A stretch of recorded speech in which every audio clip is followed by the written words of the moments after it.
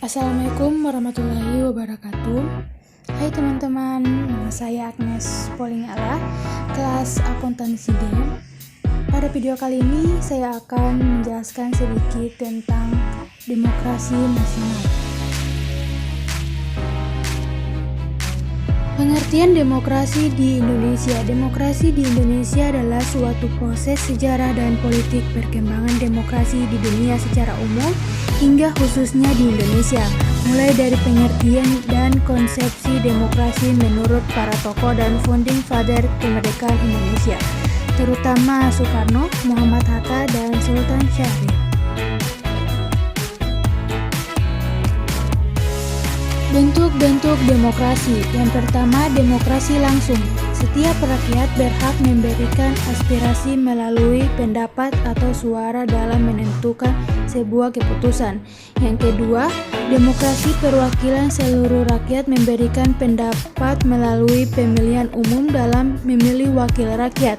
Setelah terpilih, wakil rakyat tersebut mengutarakan aspirasi rakyatnya dalam mengatasi permasalahan negara.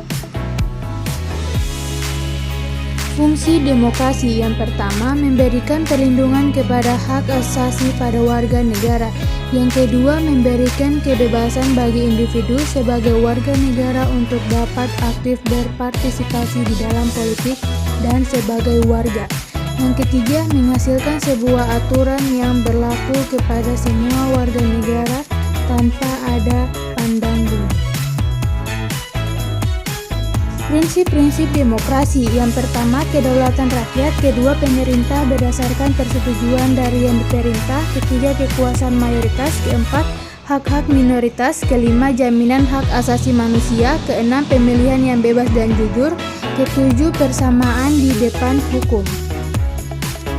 Demokrasi di Indonesia. Indonesia menjadi satu di antara negara yang menganut sistem pemerintahan secara demokrasi.